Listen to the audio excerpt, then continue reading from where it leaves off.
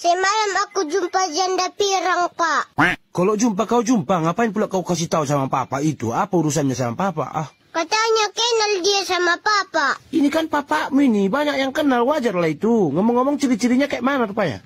Kalau ciri-cirinya sih kayak mama, tapi pirang dia.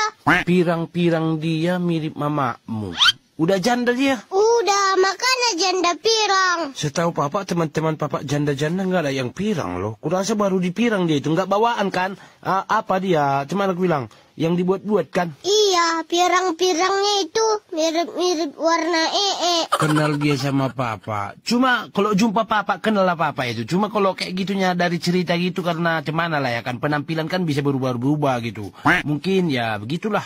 Nggak kenal lagi kalau lewat cerita. Maunya jumpa langsung lah. Alah, jumpa langsung biar TP-TP-nya Papa itu. TP-TP maksudnya? Tebar-tebar pesona kan?